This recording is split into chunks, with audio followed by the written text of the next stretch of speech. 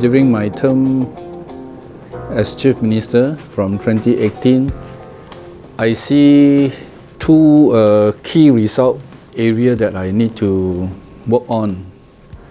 The first one is the 2018 election manifesto, which contains 68 electoral commitments. In fact, last year we have announced we have achieved slightly over 90% of the 68 election promise, including the 2 terms limit, including appointment of opposition leader as PAC chairman, and many. I think these promises were broken up into several themes. Basically, we announced with the booklet we achieved 92% or something like that, over 90%, which also included starting some of the legacy project, and it got it started. Maybe not enough time to complete it, but some got completed, like the flood mitigation project and various not only mega project or infrastructure project, including other program. 3 months after I became Chief Minister, in August 29, I launched the Penang2030 Vision. So that is sort of a Chow Kon Yeow. The other one was because I was also part of the team. I was also state chairman. It is incumbent upon me also to implement the manifesto in my term. I think whoever becomes the Chief Minister should try to fulfill all the promises, which I think achieving 90%, although some are still work in progress, I included it as achievement, sort of completed, started, waiting for it to be completed. That is another story. Penang 2030 can be considered Chow Kon Yeow. I launched the strategic economic ecosystem development plan, which actually is a continuation of Penang 2030 strategy for economic ecosystem for the period until 2023 to 2028, sort of economic short and medium term, also referring to the Penang 2030 Vision. So it is something that we also intend to work through till 2028 or 2030. So you can see the difference under my administration is we have all this plan tabled and being implemented, some completed of course, and also a future plan for us to work on. So I would say that in my tenure, the 5 years, we focus our attention on the 2 trusts, fulfilling the manifesto and working on the vision, and even introducing what we want to do in the next 5 years.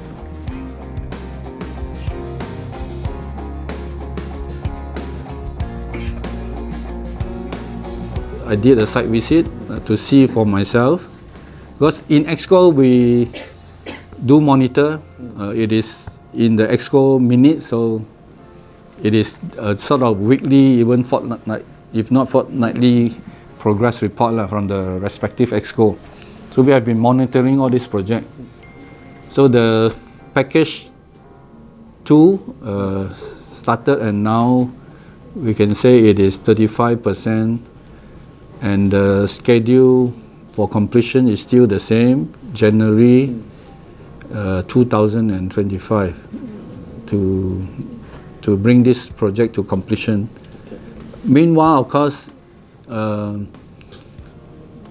there are other components which include the the North Coast Highway, the Tanjung Bunga Telok Pahang. There had been some discussion. There had been changing of alignment as well, and the cost and all that. We have received the report, just waiting for the green light for us to get them to start. Whereas for the undersea tunnel, the feasibility study had been completed, tabled, but we hold it because there is still an issue to be resolved with regard to the alignment over in Butterworth, because if the tunnel is built, that means the Butterworth port will not be able to be expanded northward. So that would be something that you need to consider very seriously. That means forever the port will not be able to expand northward if the tunnel is built. Of course, we have expressed our desire to implement the project, just that whether they want to, how strong an objection they will put up. So then we have to consider this for the future, whether we want a port or we want a tunnel. There is also a PIL, Pan Island Link. Originally, it is the island to finance the Penang Island Link.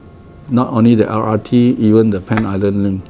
But we know that all these projects cost easily 10 billion per project, so it is quite a challenge. We are actually still active, still talking about it.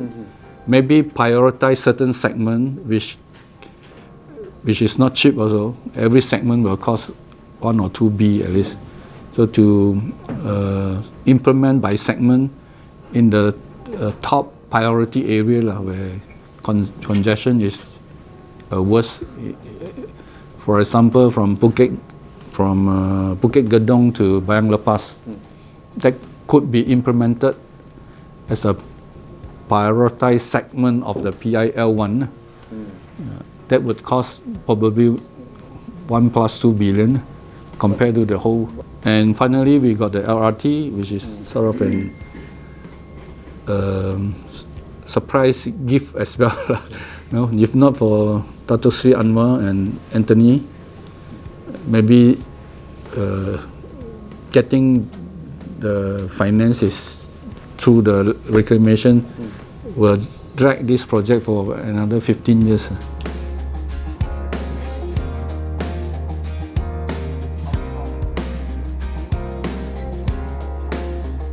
The EIA was approved sometime in April, I think.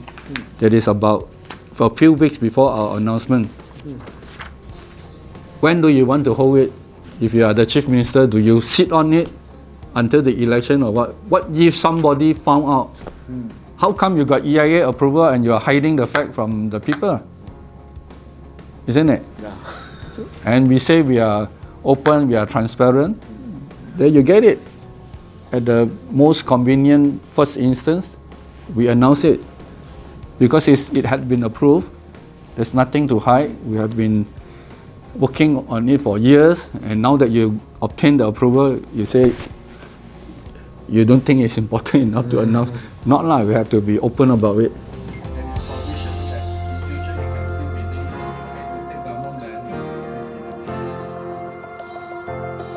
If PSI is reclaimed, it can only provide 700 acres of industrial land, industrial park, which is not a lot. It is a catalyst project, although of course the original idea, without looking too much on the economic aspect, it is purely land revenue to finance the LRT project. What happens on the island, in the early days we did not, of course, look into that detail, but I think SRS also appointed economic consultant to do the studies, renowned economic planner to do the study, the impact, and also the proposal to do industrial park and all that, which convinces that it is necessary to to continue our economic and industrial development.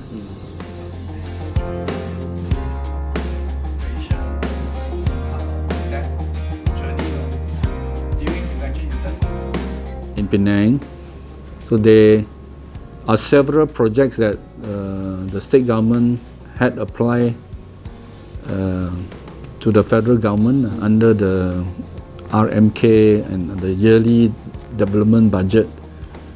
One, of course, of critical at the moment is the Juru and Sungai Dua stress, especially the merging of traffic from the Penang First Bridge and the North South Highway traffic somewhere around before Seberang Jaya. Prior. The merging of the conflicting traffic, conflicting one from the right want to go to left, from the left want to go to the right. So that had some adverse impact because when there is a slowdown in the merging traffic, all this traffic backflow back to the island, First Bridge and the whole island.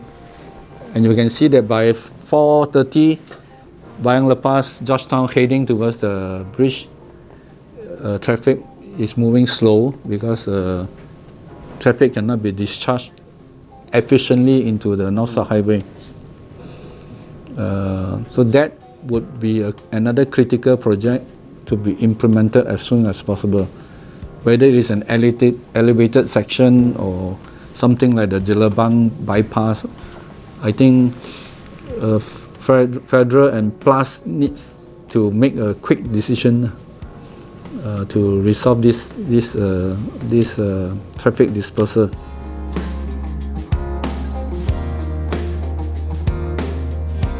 Earlier days, I think we were more concerned about our raw water source, but these 2-3 years, because of the surge in industrial development, even we need to increase our treatment capacity as well. Not only the raw water, but treatment, how to treat the raw water. While waiting for the Perak water scheme, we have announced a package of contingency plan which will increase our production, our treatment capacity by 400 MLD daily, 1 million litre per day MLD, which will allow us to meet the needs until 2030 or so.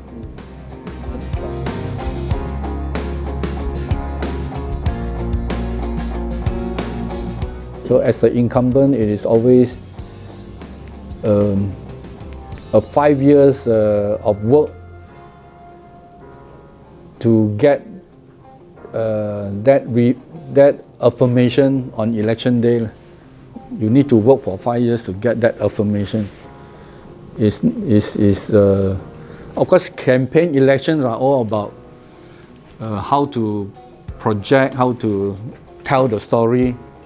Each one can, if you are opposition, you tell your opposition story. You want to be government, what you want to do if you are in government. If you are in government, you got to share with the people what you have achieved. So I think the 5 years is all a part of that journey. During election, is just to package what you have done, all these presentation to the people so that they can recognize what you have done, because not everybody will be monitoring you every day. But when election comes, it is through your campaigning, through your publicity material. You try to summarize your achievement and to tell people you have delivered. So I think it is now the final stage. So it is a matter of getting all this ready to face the rakyat during the campaign period. It's not so much the campaign period, it is the work over the past 5 years that is more important. Yeah.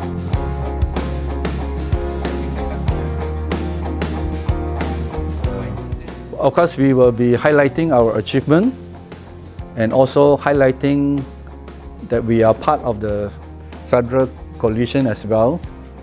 And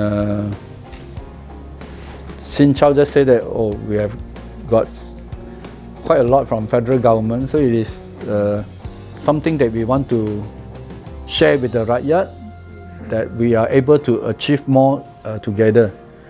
Even on our own 15 years, we didn't do bad. I mean, we have sort of, although not given that, not being part of the federal coalition, we still managed to run the state well. If not, the people would not give us three times. You know.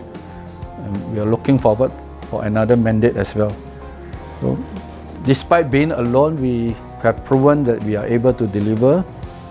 And now that we are also part of the federal coalition, and immediately within 6 months, we have got so many good news. So it is also something that the people should appreciate, that with us in state and with Prime Minister PH in the national, we are able to achieve and deliver more.